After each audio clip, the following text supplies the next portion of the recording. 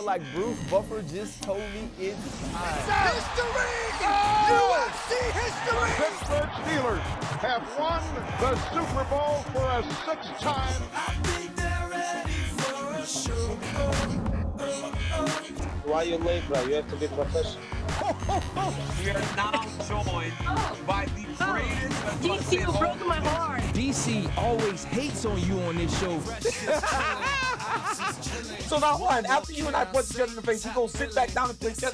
No. To be with one of the greats, talking about a great sport, you can't beat that.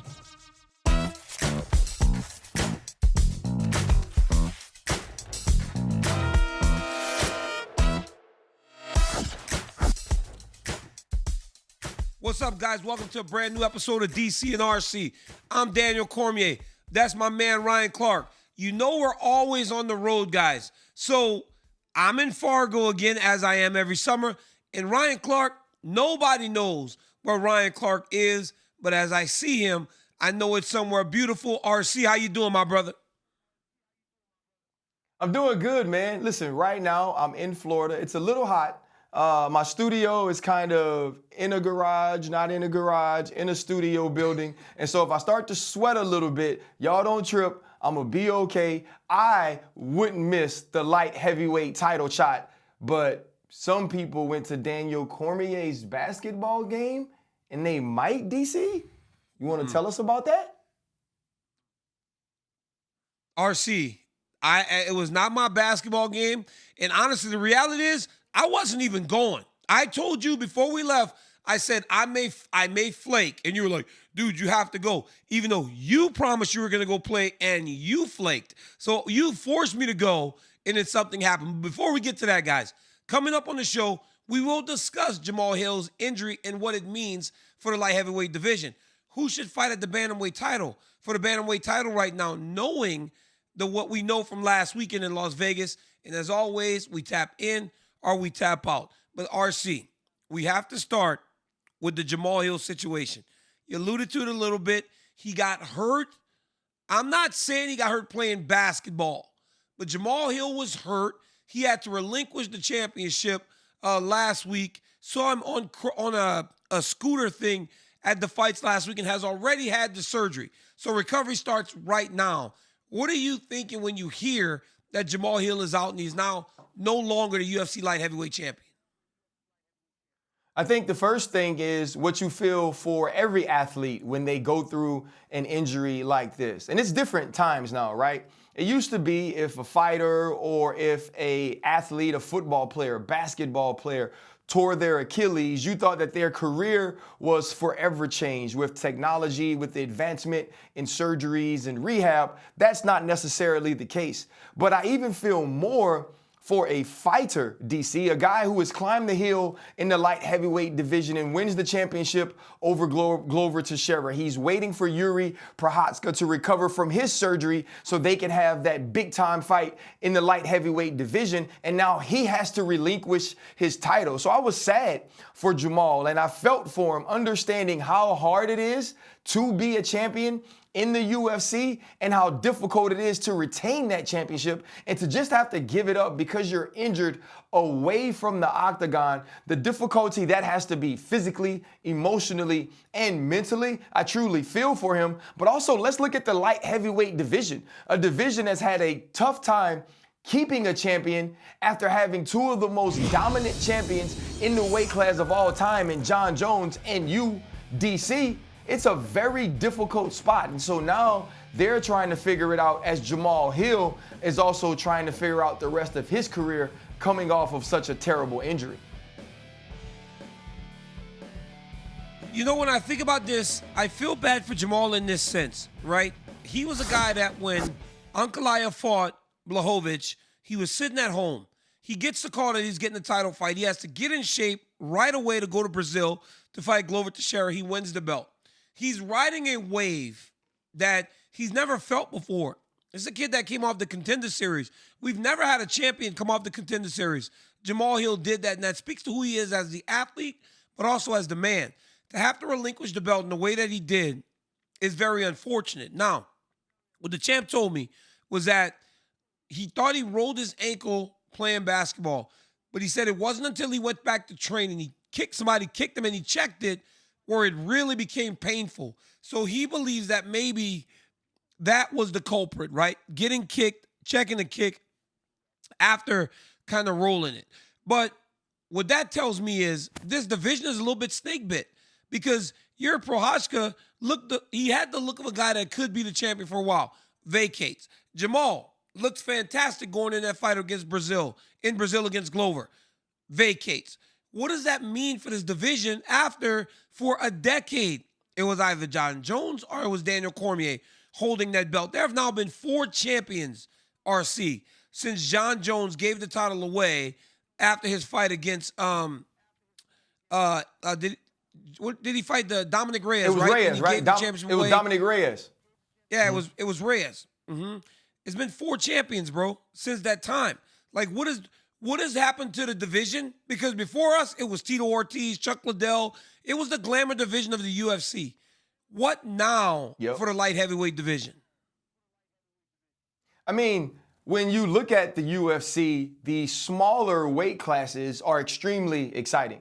You know, you could just go back to last weekend at International Fight Week, what we saw from Pantoja and Brandon Moreno, what we got to see in Alexander Volkanovski, Yair Rodriguez. You're excited about those fights. Obviously, we have Dustin Poirier, Justin Gaethje coming up, and that's going to be followed by Sterling, and we're going to see Sugar Sean. And so those divisions have become kind of the glamour divisions of the UFC. And so when you look at the light heavyweight division, Yuri Prochazka is going to be battling back from injury. We have Jan Blachowicz, who will be fighting Alex Pereira coming up here soon, and maybe that has to be the vacant light heavyweight title fight. And when you're a guy like Alex Pereira, who is coming off of 2 epic battles against Israel Adesanya and now moving up in the weight class to fight a former champion in Jan Blachowicz, who fought to a draw against Ankalaev in his last fight, maybe this is an opportunity for both of these men to redeem themselves, both of these men to sit atop the light heavyweight division. But it truly is a division that is now in flux. And as exciting as it is to know that people have a chance, we've gotten used to seeing some of these dominant champions, especially in this division. And so my question to you, DC, is does that make the division more exciting, that we don't know who's atop of it? Or is it a weaker division not having a champion like John Jones or yourself? RC, I got to ask you this question. And I know, like, we have a direction we're supposed to go on the show, but this one I have to ask you, because everybody we talk to, and we're not experts in the sport of football, but we always wondered, do you guys love parity? Do you love when there are teams atop where you don't see Alabama every year winning? Do you love seeing teams come up? Do you love seeing the teams like, I don't know who it was last year, South Florida or somebody that was undefeated and made a run? I don't know who it was. But do you like that, or do you love the traditional powers just sitting atop the world right now? Because then I can answer that question. Because I feel like there's a segment of people in the world that go, I want to be able to see so many people compete for a national championship, but I also want to see those blue blood programs still continue to dominate. That's kind of where we are in the light heavyweight division. So answer that. Do you like parity? Well, I think the NFL has always been about parity, and not necessarily that you're going to have 32 football teams that can actually win a Super Bowl, but you're going to have a mix of teams that win, which is why we haven't had a repeat champion since the New England Patriots early on in the millennium. And you're going to see that teams kind of fight, and the Kansas City Chiefs are really good. The Cincinnati Bengals are really good. Now the Philadelphia Eagles on the other side, but the Rams won it the year before. We watched them go to the Super Bowl in 2018 as well. The NFL has given us that parity, but in college, you don't necessarily see that all the time because it's about recruiting. But look at the NCAA tournament now. In the NCAA tournament, we are getting a level of parity because we have the one and dones. And so now you're seeing teams like San Diego State. You're seeing teams that, like UConn, who have these seniors who have stayed. We now get to watch them excel. It's not all about the Dukes and the Kentuckys who have these one and dones that aren't necessarily ready to dominate because you got guys going to the G League and all that. But fighting is different. Fighting, we love dominant fighters. We love the fact that we had Floyd Mayweather, and then every time there was a challenger, we were excited about maybe somebody now has a chance to beat him. Roy Jones, when we watched him fall to Antonio Tarver, that was something we were tuned in for because you didn't necessarily believe it. They fought to a close decision in the fight before, then he knocks him out when he said, okay, what's the excuse now, Roy? What's the excuse? And so I think fighting needs a dominant champion. Fighting needs that guy that you're tuning in to watch time in and time out. That's why we love Israel Adesanya. He was so dominant for so long that when Alex Pereira came along, we got excited. Leon Edwards and Kamaru Usman, right? When John Jones finally had a Daniel Cormier, those things excite us. And so I believe that you need a champion, but you need contenders. Here's what we don't need, DC. Everybody can't be a contender. We can't look at 1 through 8 and feel like 1 through 8 has a chance to win the championship. I don't believe people are drawn to that, and I don't believe people can form a connection to that as well. And I think that's the state of the light heavyweight division. You got all those guys are true contenders. And I think you made a great point in that thought there when you said, we loved having Floyd Mayweather, but every time he fought, we wondered if someone could beat him. Because when someone beat him, then it's like, that's exciting. But so then you have another new champion. At light heavyweight, nobody's been able to really settle the weight class. But for me personally, I don't hate it because I love the idea that I feel like Ankalaev can fight Jamahal Hill, Glover Teixeira, Jan Blachowicz. I feel like he can fight Yuri Prochazka, as I feel all the rest of them can fight the other one. And I think that we're at a time right now in light heavyweight where it's going to continue to be that because they're so competitive with each other. Now, when we look forward to what's happening next, dude, Jan Blachowicz and Alex Pereira, I thought, wow, maybe you make that the title fight because that's what happened with Glover and Jamal. Those guys were not going to fight. They made a title fight. I called Mick Maynard. Mick goes, it doesn't make any sense. He goes, Yuri was supposed to fight for the belt. He was going to fight Jamal when he came back. He goes, now, will you make an interim championship fight for what? They're just still the number one contender to fight for a vacant championship when Yuri come back. So while the fight between Alex and Jan Blachowicz became more important, it didn't become as important as originally thought because they're not going to leave with an actual belt. But the result will be the same. The winner of that fight will fight Yuri Prochazka when he returns for a championship opportunity. And then you hope that whoever wins that fight and becomes the champ, RC, they can hold on to the title or defend it so that when Jamahal Hill comes back, he's been promised a title fight when he returns. So it's a weird situation where down the line, maybe a champion has a defense or you get a champion when those two guys fight and then that person loses again. And then Jamal fights a completely different person. It is a wide open weight class, RC. And I think a lot of people might like that.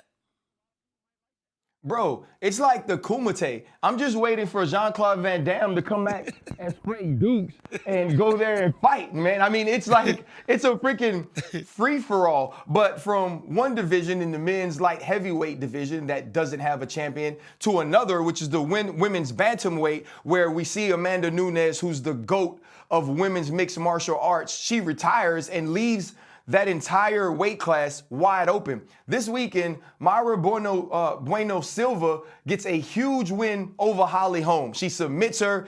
It's a smooth submission. We've watched Holly Holm, especially later on in her career, go more to grappling. She was able to keep her up against the fence. She secures the neck. She submits her standing up. And that's a huge win, especially in a division that is now in flux that we feel like Juliana Pena obviously sits on the top of, but they still have no champion. After such a win by Bueno Silva, DC, where do you see her standing in the bantamweight division? And should she be next up for a championship against Juliana Pena, or should the matchmakers go a different way? Juliana Pena, RC, has put herself in a really nice position that went over Amanda Nunes and then literally willing a trilogy fight into existence. She has made herself so relevant that the moment someone wins, they start screaming Juliana Pena, when in Raquel Pennington, she has won multiple fights in a row too. But when you look at Mayra Bueno Silva and what she has done, you got to kind of go, she deserves it. Because she's not only winning, she is finishing fights. And when you look at the resume, and I know MMA math does not work, Ryan, and people hate that, but Holly Holm has been able to beat Raquel Pennington. Mayra Bueno Silva beats Holly Holm to win 4 in a row and submit 3 women in a row. I think that she should fight for the championship. And my first question was, Juliana has put herself in a great situation. And I didn't know, why does it have to be Juliana? But guess what? It does. Because the moment that belt got vacated, I heard Erin Blanchfield call for Juliana Pena. When Mayra Bueno Silva won, who did she call for? Juliana Pena. It's almost like the division is saying, we know that if Amanda's not here, in order to become a champion, we got to beat the Venezuelan vixen. So Juliana's in a great spot. Yeah, I feel like Juliana Pena has to be somewhere involved in a bantamweight title for the women for this reason and this reason alone, DC. She's the name everyone knows, right? Juliana Pena was supposed to face Amanda Nunes in that last fight, but had to step away due to an injury. She's the woman that was able to defeat the GOAT and then take her 5 rounds in the next fight.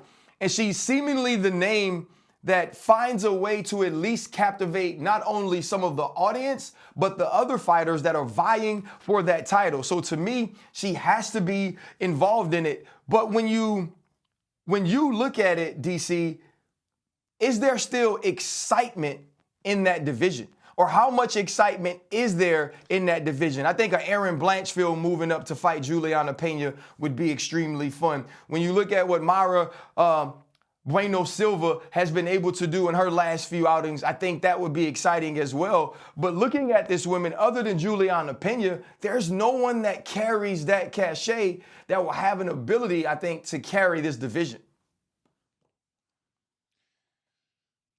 I think you gain a lot, RC, when you fight the best people. And you take a bit of their shine. In professional wrestling, they call it the rub, right? The old guys wanted to wrestle Ric Flair or Hulk Hogan. The new guys want to be in there with Roman Reigns or Cody Rhodes or Brock Lesnar.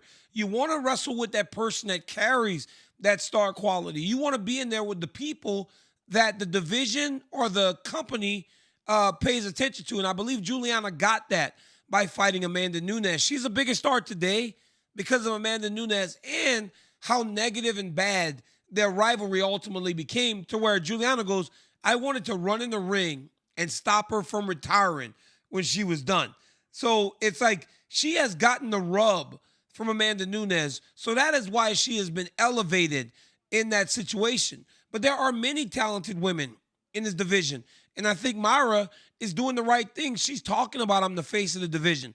But in order to do that, you have to win and become the champion. It's going to be tough, though, RC. The one thing that we may end up finding is the same thing that we're getting at light heavyweight right now. A dominant champion leaving the division of very talented fighters, but people that can really compete with each other at a very similar level.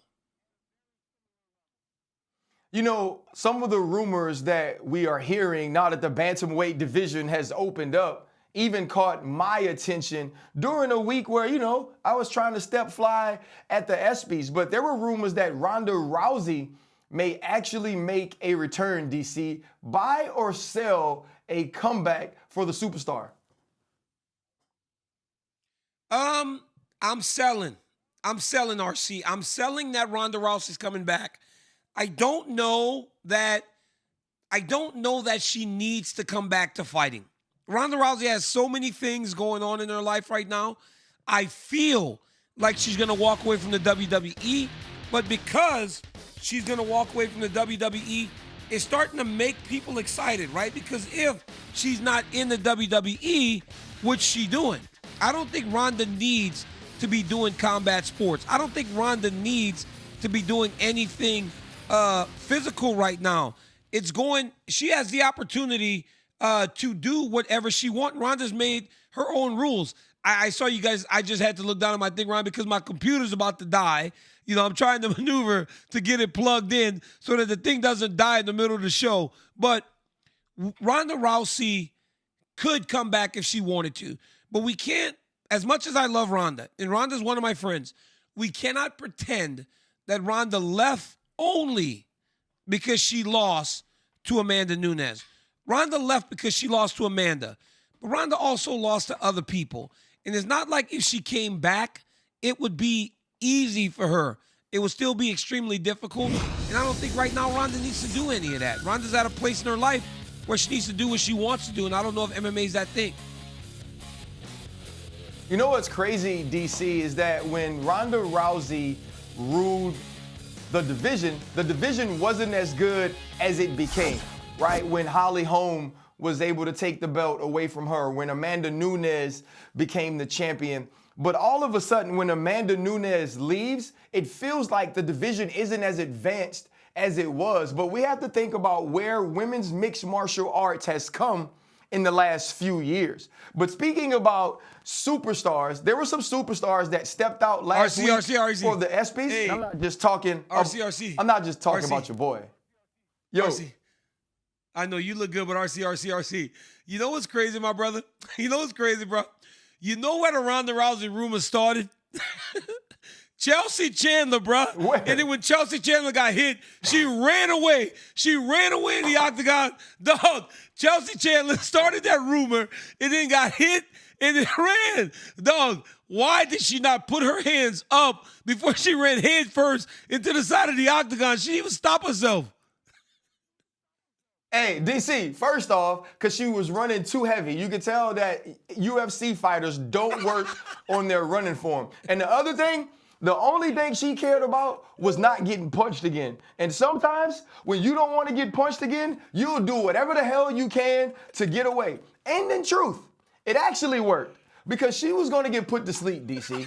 If Norma Dumont would have landed a couple of more of them big haymakers, she was knocking Chelsea straight up out. So in fact, by running away, she made it to the decision, and she actually made it to one of the best memes and greatest memes of 2023.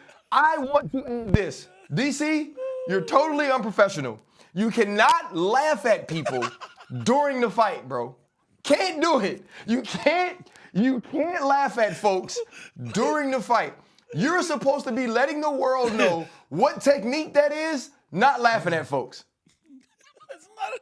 RC, I had to put my hand in the back of Dominic Cruz's shoulder because Dominic goes, if they had a door, she was running through it, bro.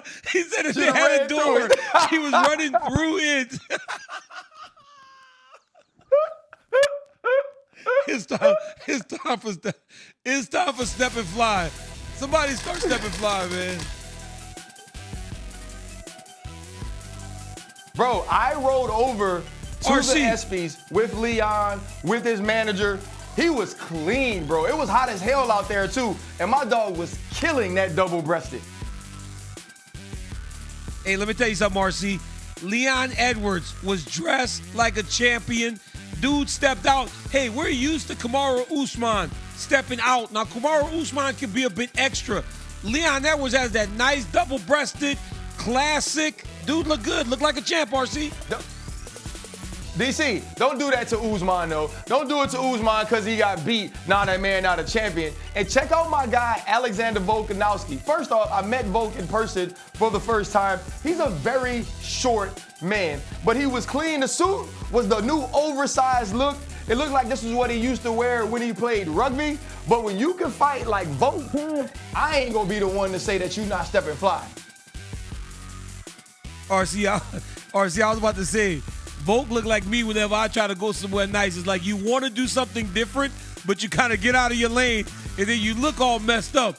Volk should have never wore that big suit, man. The champ don't make many mistakes. But, bruh, what about your boy Chuck Liddell? Like what about your boy Chuck Liddell? Hey. Bro, look at the fanny pack, dog. This is when you know you don't care about what nobody says, that you want all the smoke. Chuck Liddell has on the fly suit, the three-piece, and then he has the camo fanny pack. He didn't even say I'm gonna wear one that matches my suit. That's a bad man, DC. Pick your head up, bro. Chuck just actually trying to start Hey, fighting. we got Justin. Chuck dressed like that to make somebody. Chuck dressed like that, RC, just to try to make somebody make fun of him.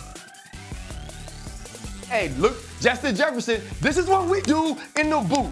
LSU, all we do is win awards and step fly, DC. You see it. And we got the chain on. We got the nice summer colors on the tuxedo. And my boy is a 99 on this year's Madden EA Sports. It's in the game.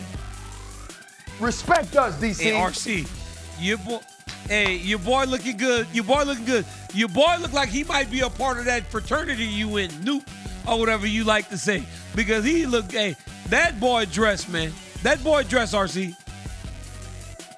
Hey, Deion Dawkins, he didn't even wear no shirt. He got on a tattooed shirt. And I was right behind him on the red carpet. Here's what people don't understand. It was hot as hell out there. My dog sweated through that whole suit.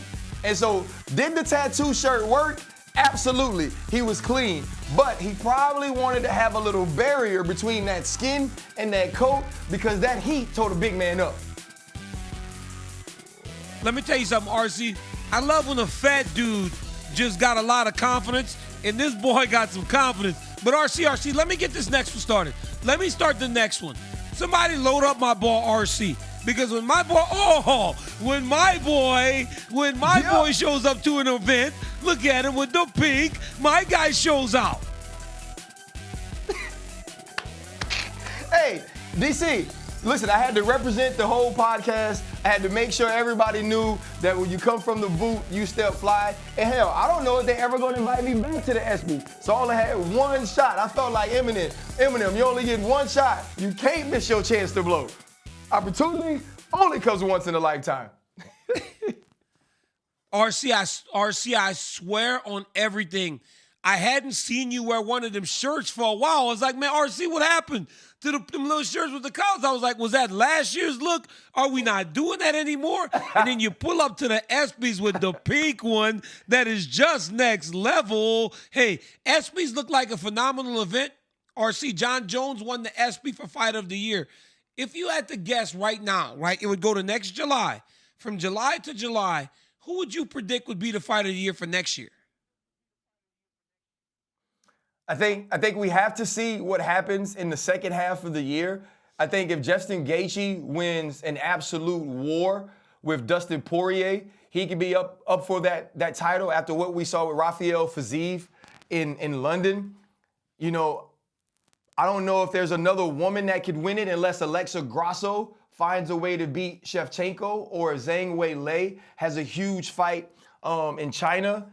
And on the men's side, I mean, doesn't it depend on what Israel Adesanya does against Dracus du Plessis? Like Duplessis, if he wins that fight after getting his title back, beating Alex Pineda, and now fighting Dracus du Plessis and winning, I think Israel Adesanya would be that guy that could be up for the next title of Fighter of the Year. RC, I'll tell you, man, you know, right now, if I had to look, we are thinking in terms of this calendar year, it quit at July, to next calendar year, I got to think that Islam Makhachev is going to be in the running. Because right now, I just saw him tweet something to Leon Edwards. Hey, Abu Dhabi, you versus me, 170-pound belt.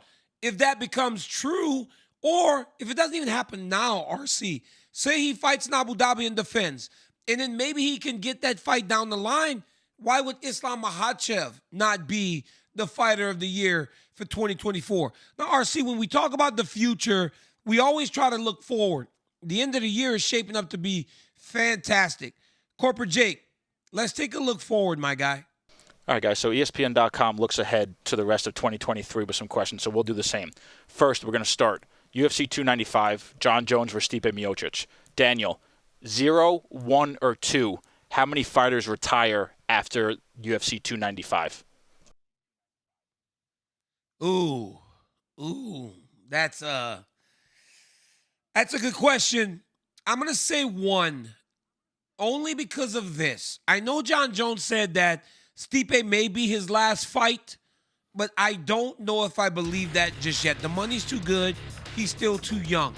But I do believe that if Stipe loses, he's done. John Jones loses, he might be done. That's the only way Jones will retire. So I'm saying 1.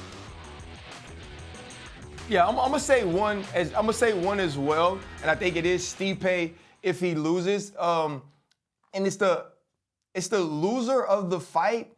And when you think of John Jones, but here's the only thing: if John Jones loses to Stipe Miocic, Stipe is going to come back and defend the title. A rematch between those two men, especially if it's a good, exciting fight, would be absolutely blockbuster, and we have never seen John Jones in that position. And I couldn't imagine him turning down that opportunity to show people what he's truly made of. All right, guys, real or not, if Alexa Grasso defeats Valentina Shevchenko again, she'll be the best pound-for-pound women's fighter in the UFC. RC, you can take it. Not. I don't think that's it. I think, you have to look at someone like Zhang Weili and what she's been able to do, the things that she's been able to build, the type of fights we've seen her in up until this point. She's an absolute warrior.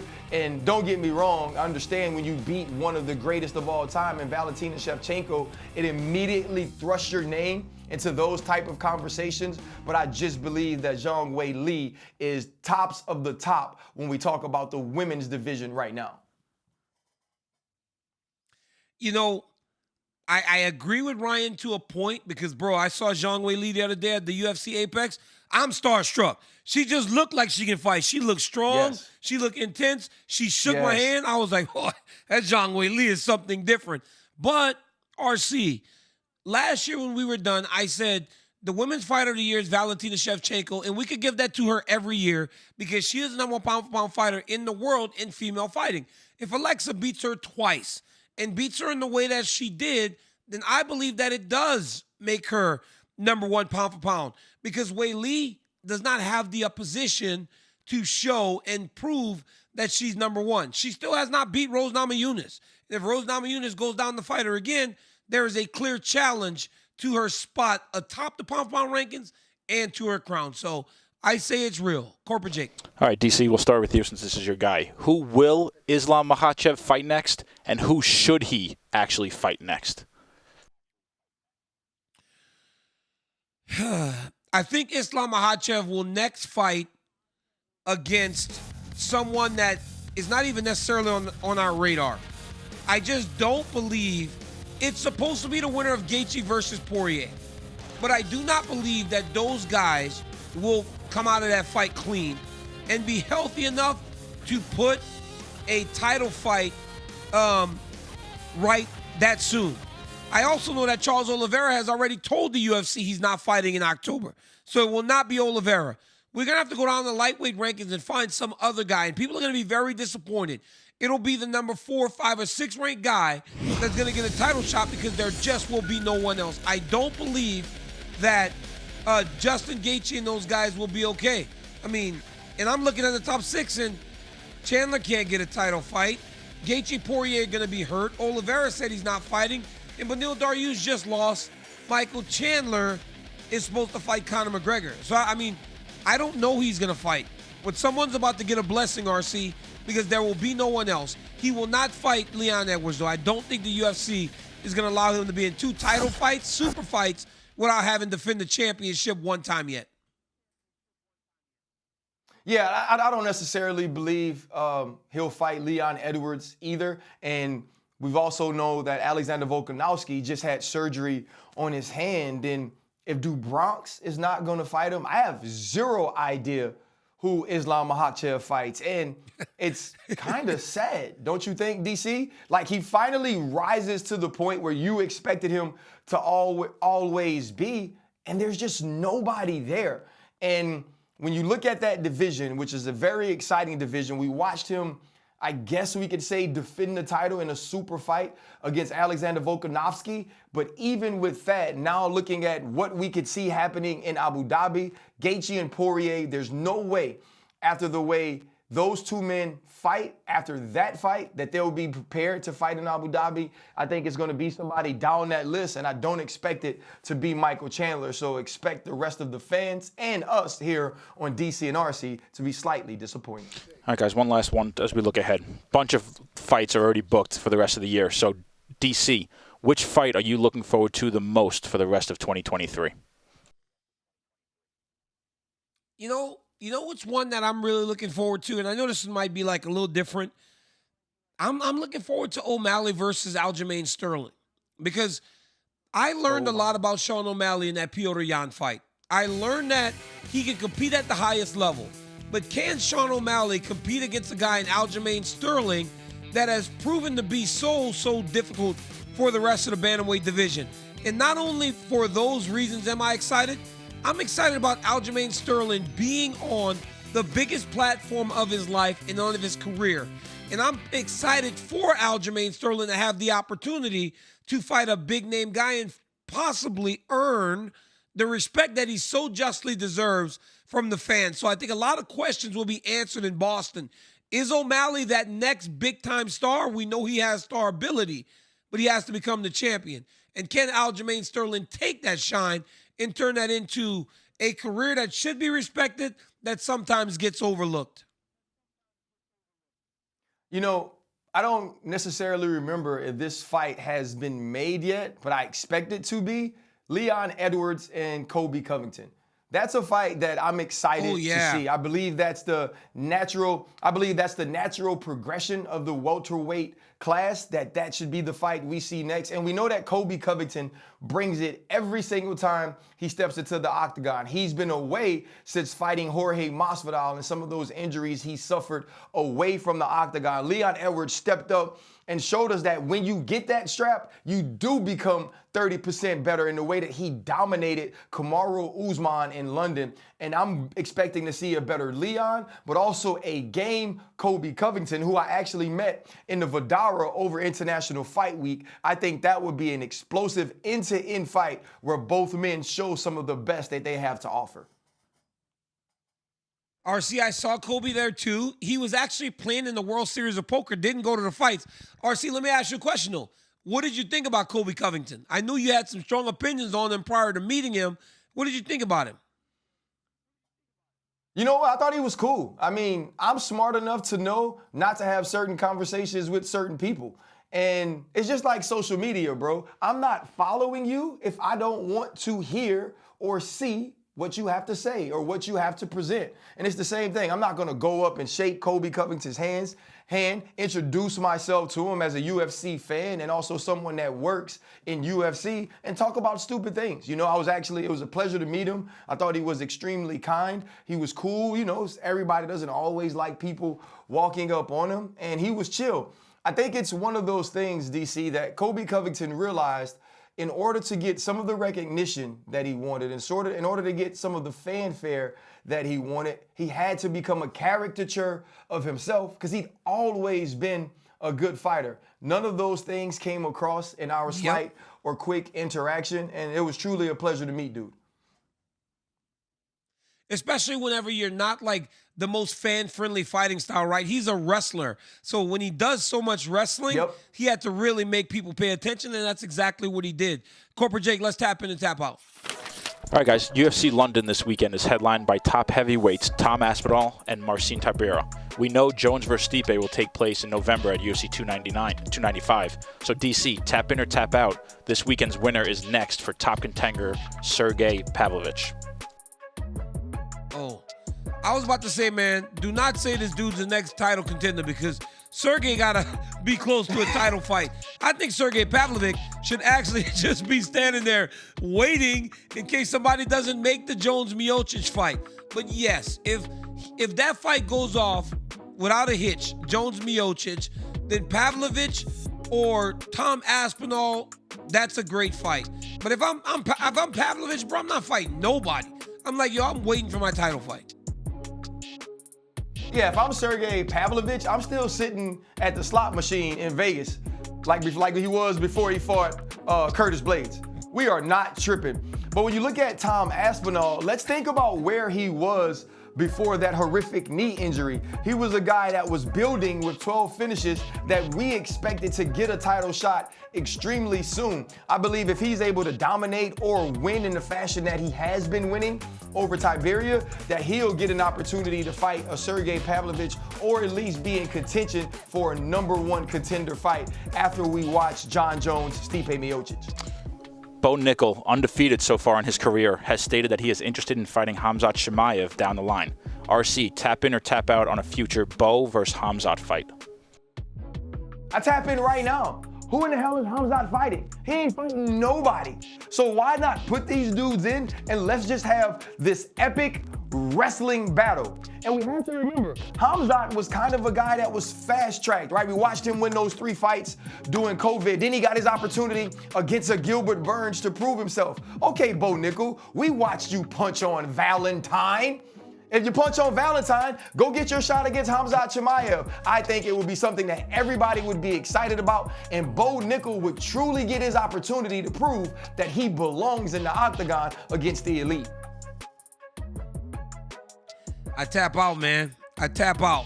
Because Bo Nickel is beating on guys like he's beating on guys, honestly, that are still contender level guys. Like, he's not ready for the Khamzat Chimaevs of the world, and he needs time. So he needs a long time because he has dealt with 0 adversity inside the octagon.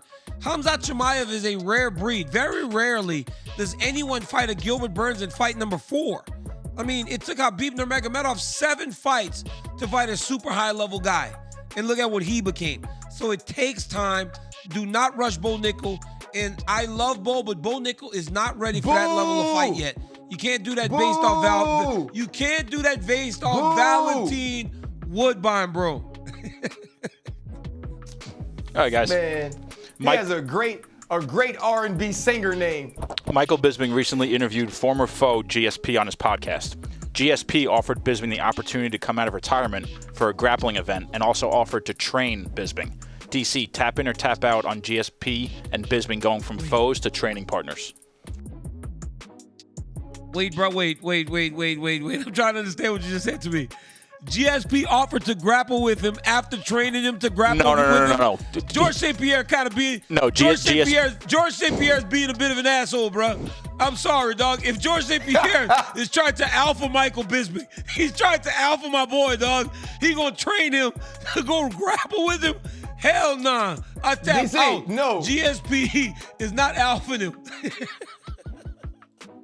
No, he offered to train him and have them both grapple at the same event, DC. Not train him and grapple against him as some sort of setup to submit him. Like, bro. Like, stop. RC. Only you would do some a-hole stuff like that. RC, would that be the most alpha move of all time, though? Like, yo, bro, I like you, man. Come, you can be my opponent in my return to grappling when I already submitted you one time in an actual fight, but I'm going to train you for the grappling event. Bro, Corporate Jake set me up. He read that wrong, dog. Corporate Jake read that wrong, bro. All right, guys, last one. DC and Fabiano were put in quite the predicament Saturday during a post-fight interview as Eileen Perez twerked following her win. RC, tap in or tap out on DC keeping his eyes on the prize and finishing the interview? Listen, I tap in on DC. DC, you know how you got to do it, man. When it's going on around you, you look straight forward, you do your job. It's the same way. I always say this when I'm walking with my wife. If I see a beautiful lady, so does my wife. So as she's walking and the lady's walking toward us, I just look in Yanko's face. And that way, she know I ain't looking the wrong way. DC, I am proud of you. You are a learned man of marriage, and you did a great job, bro. I tap all the way in. Cause she was twerking. It was freaking Meg Thee Stallion out there, bro. Meg Thee Stallion. RC, I said, man, come on, man. I said, come on, man. I'm from Louisiana. I said, man, what are we doing here, bro? Hey, you know what's the worst? Fabiano, he's supposed to be in there translating. He starts speaking English. Hey, he was messed up too, bro.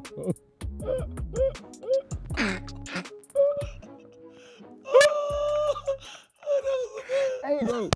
Bro, That was the best.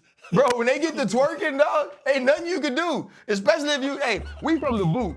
We used to that. We grew up with that. Bro, he probably ain't grow up in that sort of environment. hey, she turned the dang apex into the spearmint rhino.